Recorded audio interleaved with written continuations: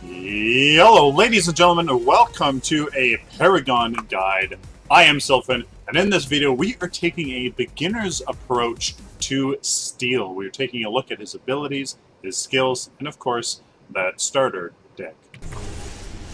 So, ladies and gentlemen, press G on your keyboard to enter the select a deck screen. We are going to go with a starter deck tank physical damage. I am assuming that you picked Steel because your team needed a tank. It's not that common, so we're going to do what I think is a very strong focus for Steel, and that is being a tank. So starter deck, tank, physical damage. Make sure that you toggle off suggestions up here at the top so that you are looking at all of the cards available to you. We are going to take a little bit of a different approach than what Epic has suggested for us.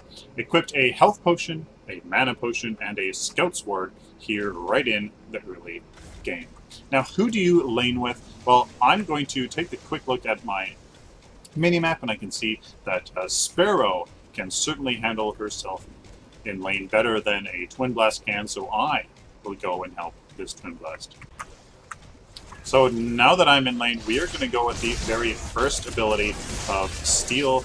That is going to be his Q. Now, his Q is called Charge. You charge forward 1,250 units, and you knock up the enemies. It's a very powerful crowd control ability that you can make a lot of stuff happen. As you can see here, exactly that, ladies and gentlemen.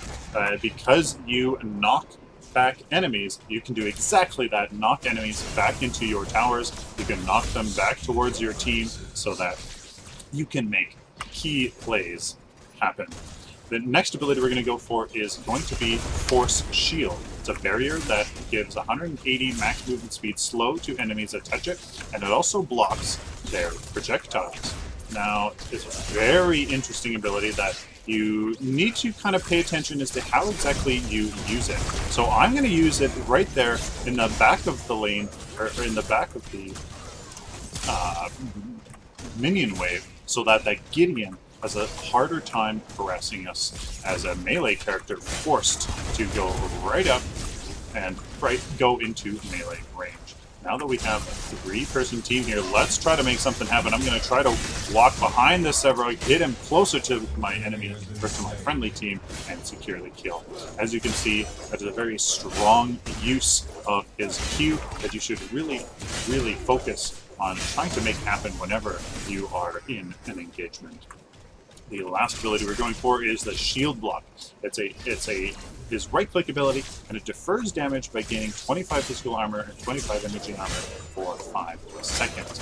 It doesn't say so in the tooltips, but it does actually slow you down when you use it.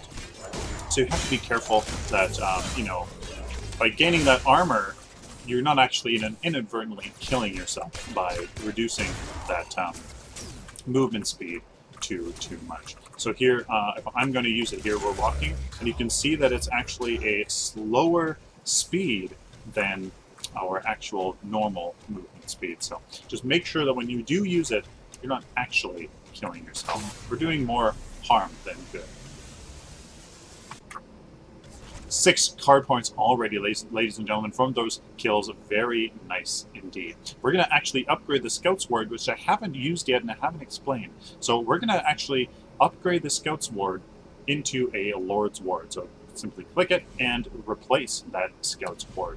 We're going to go ahead and use our 4 card power here to not upgrade this Lord's Ward and actually go into our very first ability, or into our next first card after this. That is the Amulet of the Veteran here, and equip it into your passive slot. Now, why am I not upgrading the Lord's Ward? Simply because it does not have a fully upgraded bonus. The stats on the upgrade cards for the Lord's Ward are still good, but there are better upgrades in cards that would help us more here in the early game. We'll talk a little bit more about that later. There you have it. Interesting engagement here by the Scrim. Let's see if we can knock him back towards our tower. Not quite. So I'm just going to try to keep up with him, get this last hit, and get that card power.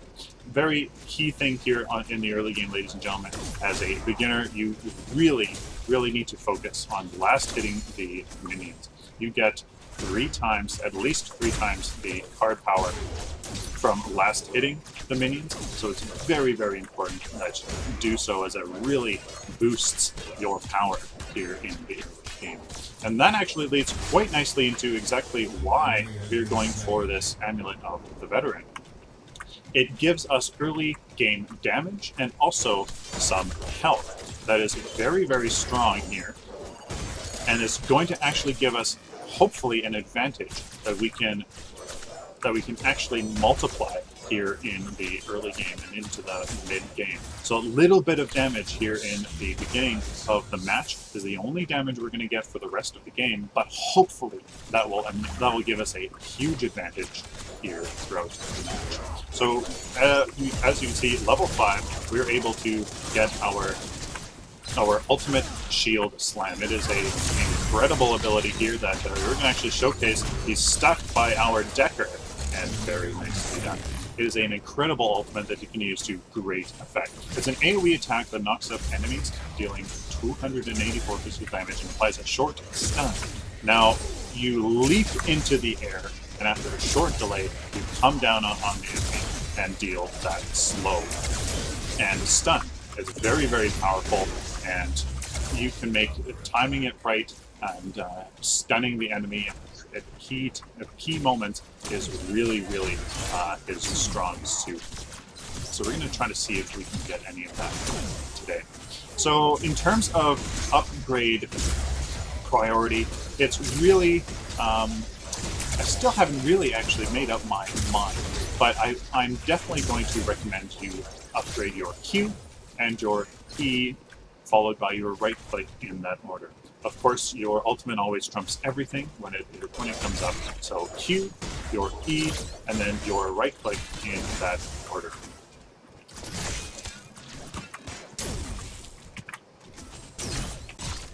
So the Scout Sword that we got right at the beginning of the game, you would have placed them, ladies and gentlemen, right here in the shadow pad. Why? Simply because the Scout's ward does not go invisible. As you can see, our ward right there did. It went invisible, but the Scout's ward does not. So you want to place the Scout's ward here in the shadow pad so that it actually goes invisible. The Lord's ward that we got here in the early game gives us shadow wards that go invisible. Getting vision across the map, as you can see, I put it right off the lane here, is absolutely very powerful. Being able to see the enemy coming before they kill you can save your life and save your team from giving away that early game advantage to the other team. So here's a good opportunity here for our ultimate. Let's see if I can... No, I wasn't able to make it there in time. The ultimate would certainly have been able to stun that Sevarog and then give me and this Twin Blast enough time to kill him, but I wasn't able to get there in time. I'm not sure if my targeting would have worked here. Yeah, no, it wouldn't have. It wouldn't have let me use that all the way up there on the ledge. So here in this early game, I'm trying to stay in lane, trying to just defend what I can, and very shortly we're going to start really rotating and trying to make something happen with our CC, with our crowd control here on our Q, with that slow on the E. It's going to be very powerful for us to get some good ganks going and give hopefully some advantages to our friendly team. So here's an example where I can use my shield to protect us from this Murdoch. So he is trying to shoot here, but it looks like his ultimate does go through the shield. So that is a use here for your shield, placing it so that it disables your enemy team from attacking you. So let's see here what I can do. I'm going to throw this out right here. Stop the enemy team from attacking our Sparrow here, but looks like there's that slow when they touch it. And let's go in right here, and let's go in with these stuns here. Let's see what we can do. We're going to finally use our ultimate, as you can see there. Boom! Was that a double kill last hit? Yes, it was. 1,500 card power, ladies and gentlemen. There you go.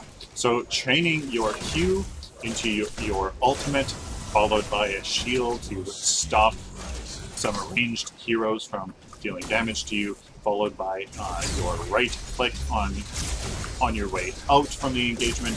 Very, very strong.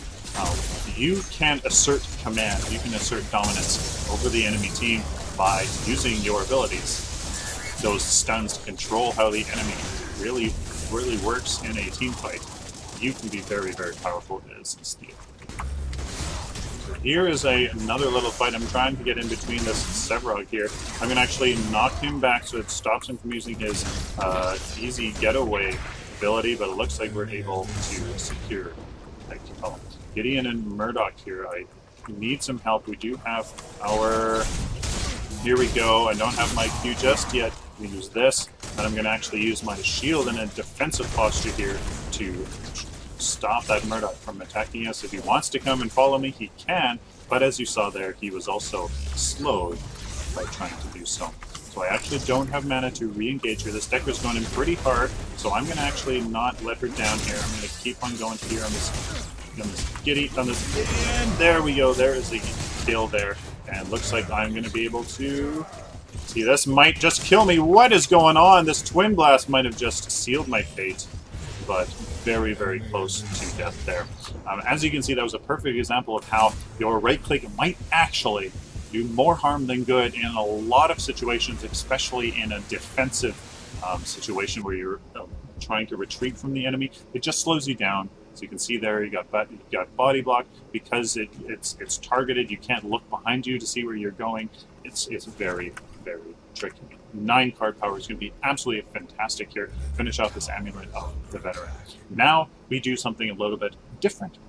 We have to take a look at the enemy team and analyze what damage types they deal. So we have energy damage on the Grim, physical on the Sevrog, energy on the Murdoch, energy on the Muriel, and energy on the Gideon.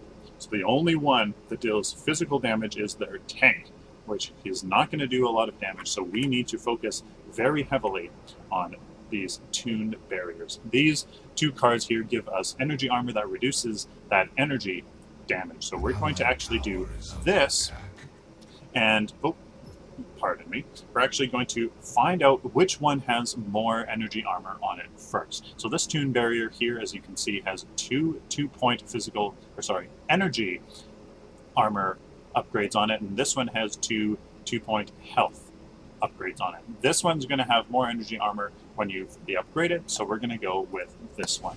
And we're going to use a 3-card power here to get a greater health, just so that we use all of that card power as much as possible. So here is this Gideon trying to get away. I'm going to use this shield as an offensive posture, but I'm actually going to have to retreat. The Twin Blast was too low of health. We had to run away.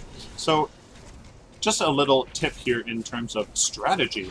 What I could have done was go right lane, because that was being pushed very heavily, but instead I chose to come this way.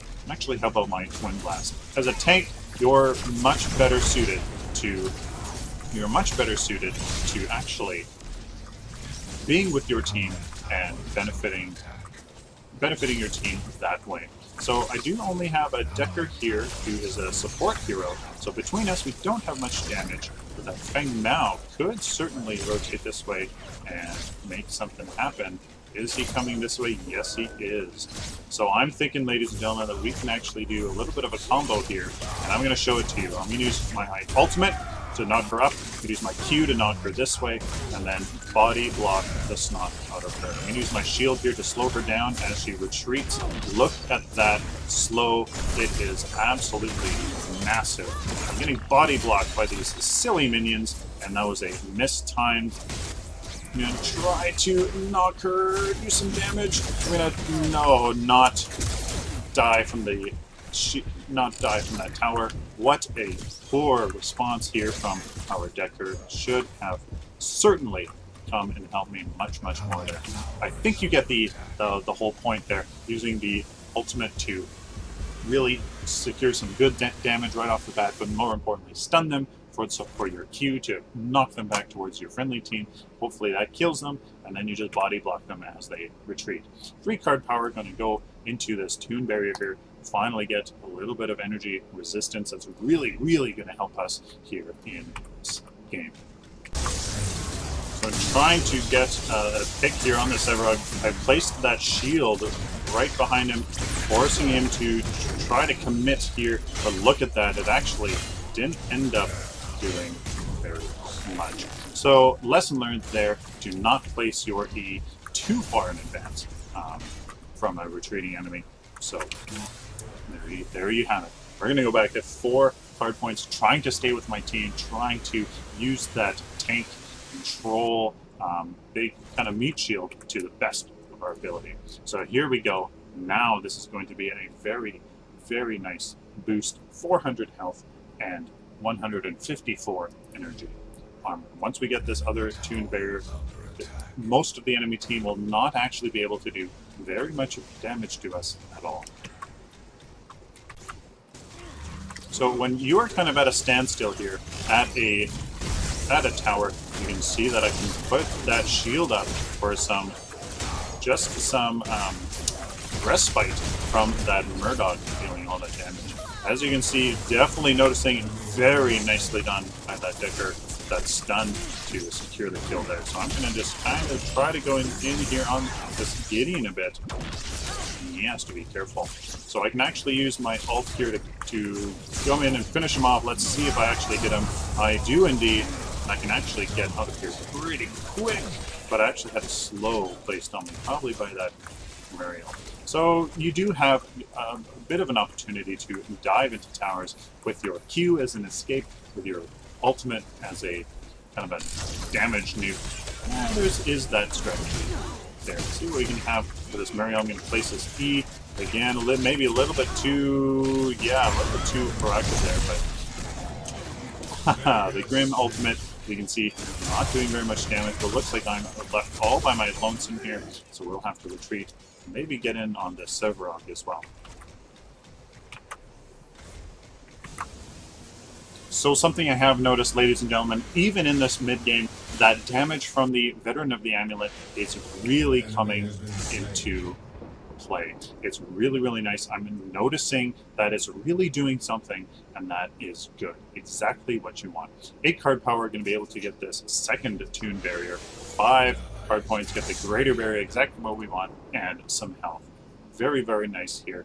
Look at all this energy armor, 288 already. Alright, let's see what I can do, ladies and gentlemen. No, I'm not going to use this. I feel like, yeah, the engagement is falling apart, so that is okay. We'll simply just retreat here, trade some blows with this Sevarog. Maybe this will bait him for this Decker to come and help me. And I think we can take him on now, so let's see here. Let's try to slow him down with our shield. Didn't activate quite yet.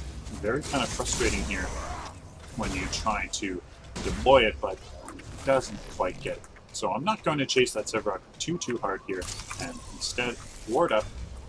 Although it looks like that Decker will, but that is okay. 3 card power, ladies and gentlemen, being able to stick with my team once again, push down that middle tier 2 tower. So we're going to finish off this second Toon Barrier with that 2-point health upgrade. Now we have 500 bonus health on this card, 400 on this card, and a total bonus energy armor 334. We are really going to feel this now. We're really going to be able to stick in these engagements, be that meat shield for our team, and also use that crowd control in our Q, in our E, in our ultimate to be really powerful. Alright, so let's come here in on this Grim. This Decker, though, doesn't look like she is okay following in, so trying to make things happen, ladies and gentlemen. That's exactly just what you want to try. trying to make things happen, but here we go. We're going to make something happen here. Let's use our ultimate into our Q, push them closer, and look at that Decker being able to get that finishing blow. Exactly what you want to do, ladies and gentlemen. Make things happen. Oh, very close. I'm actually going to be aggressive here on this Murdoch. Ooh, didn't look like that got him too much, but oh, used my right click when I didn't need to, but it did slow him down. This is our opportunity. Let's get behind him as much as we can here. Oh, I misplayed that one. And let's try to knock him back. Look at the damage that we aren't taking. I'm going to knock him a little bit. Try to slow him down. I don't think... Oh, very nice stun by the Decker. Look at what you can make happen here, ladies and gentlemen. As long as you can read what the enemy is trying to do, as long as you can try to anticipate where they're going, you can be successful. So let's knock him back. Stun him a little bit for that killing blow. There you go. Trying to play out the engagement in your mind. When do you foresee your stun being needed and using it right at the appropriate time to either stop a hard disengage from happening, and then or to just stun the enemy so that your team can get that really crucial killing blow. Very, very nice. You can see he is a master of controlling the battlefield, just like quite a bit of tanks are in Paragon. Alright, ladies and gentlemen, this will be the third target, the third unfortunate soul here for the Steel Decker combo. Just simply using my shield to protect us until the enemy, forcing the enemy rather to come to us. At that point, with a stun from the Decker, I can get in nice and close, use my Q to knock them further closer to my Decker so who can do damage. By that time, they've taken a fair amount of damage. I can use my ultimate even to finish them off. Very, very capable combination here. As long as you are smart with the crowd control abilities that you have, you can do a lot with Steel. My apologies if this sounds like a bit of a broken record. I'm just trying to really showcase Steel to you.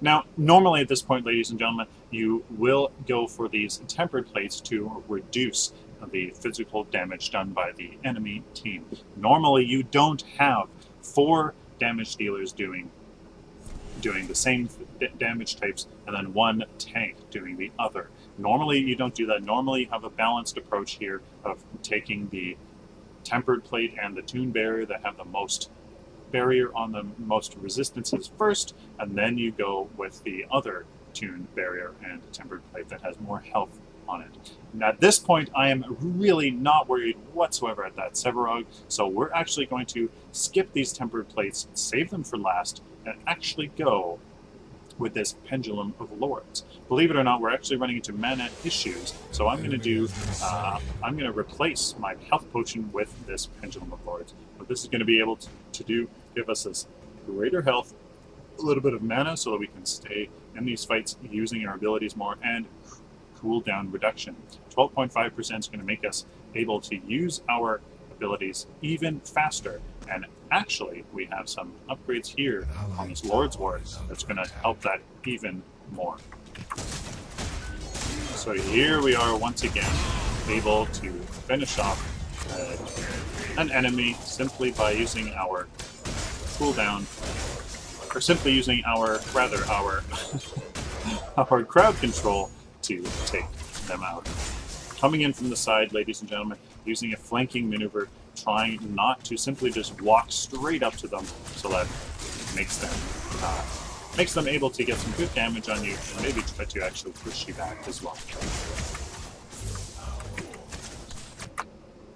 With 7 card power, ladies and gentlemen, we'll be able to fully upgrade this Lord's Ward and get all of that cooldown reduction. 25% able to use our abilities much faster now. That's going to make us even more of a threat to the enemy team. Able to control how the battle goes is going to win you games. Alright, coming in a little late to this engagement, helping out our Sparrow take out that left lane, able to, tower, So they're able to take out that Gideon. Now trying to focus the Sever. I'm going to use my ultimate actually to help stun him before he uses his ability to get away. In fact, I secure the kill. So trying to think ahead, ladies and gentlemen, what are they going to use? Severite has a hard disengage where he travels through characters, through heroes, so I wanted to stun him to make sure he really didn't have that at his disposal. I'm going to use this not too aggressively. Yeah, so there you go. I'm going to use my Q to knock him back through the shield once more. Let's try to see. Yeah, so he is completely toast. I'm able to get that kill. Something I have noticed, ladies and gentlemen, and you will certainly notice too, your damage relative to, you know, enemy heroes' health is going to be really kind of hurting now. You won't be doing that much damage. You know, being able to get that one hero you're focusing on, you know, down to a critical level of health will take longer, won't be as reliable. So now you are just trying to control the enemy heroes, trying to let heroes like Sparrow do the massive amounts of damage that they can dish out. Alrighty, here we go. Let's see a 3-person ultimate here. Let's use my right click. I should have actually saved it here for that Gideon. My bad. I'm going to use my shield here to cut off his retreat. But look at the damage that we didn't take, ladies and gentlemen. I was able to just sit right through that. Let's use our Q. I miss it. And what a whiff, ladies and gentlemen. Did not see. Oh, and that Murdoch got out alive. I certainly should have noticed that. Maybe have focused him as well. So looks like I did an okay job. I'm going to put out my shield to protect us against that Gideon. Not the best engagement, ladies and gentlemen. It was a great ultimate, but the Q, my charge, I should have saved for that Gideon. Should have just been a little bit more aware, a little bit less eager to kind of get in there and deal the damage. It's really easy to get that damage, to get that you know, that the damage out trying to be that kind of a hero, but as Steel, as a tank, it's just simply not worked on. So let's do that here. I'm going to be really here, put down my shield to help us escape. Let's actually not use our shield. That's just going to slow us down. We should be able to escape if this sprint mode just activates for once. There we go. And able to go back. Almost have max card power, but that's just how it goes. So, ladies and gentlemen, 9 card power. We are maxed out now. Managed to get that little bit that we needed. We're going to get this tempered plate. It has more health than this one does, so this is what we're going to use simply because we really don't need that physical armor. One thing to consider, however, is that resistances now actually are affected, and they actually are taken into account when you take tower and inhibitor damage. So the more resistances you have, the more you will be able to tank inhibitor and tower shots. Not for very long, but it will help you. Just to, if you really need to kind of dive into a tower, take those hits for your team to quickly nail down an enemy hero. Tower, I mean. So, ladies and gentlemen, when you take a look at your screen, or the mini-maps rather, you can see that we have all the inhibitors down. We definitely don't need this vision, so we might as well get this tempered plate for that health. We can certainly eliminate that and get this health and the guard that will help against minion damage and that core damage as well. Just to help us to really be there for when our team needs us when we take down the core.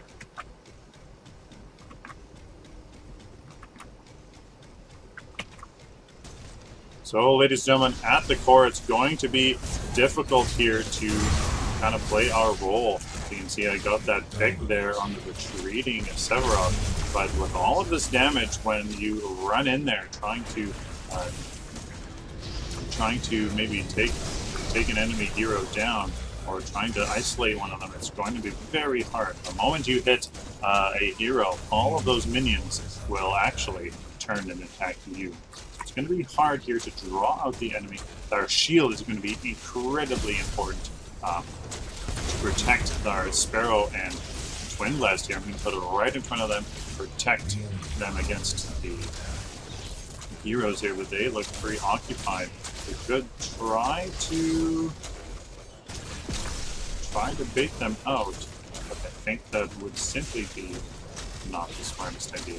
So there's not much I can do. I could certainly come in here, try to hit this core. It looks like, yes, the enemy heroes will try to attack me, so I will simply let our ranged heroes deal damage to the core. Let me go in here. Of course, on the last hits. There you have it, ladies and gentlemen. 4,560 health here at the end game, and a massive amount of resistances.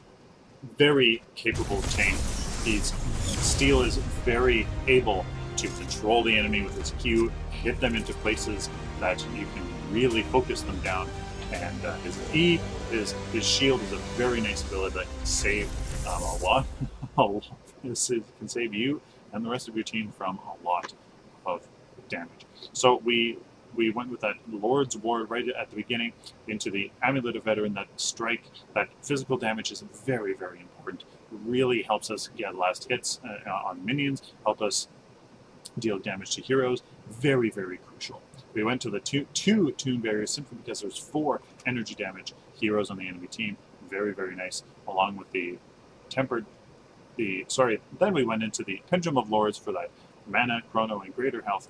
Upgraded our Lord's Ward with all of the other chrono and mana with the Tempered Plate, and Tempered Plate finally when we were right up in the enemy base.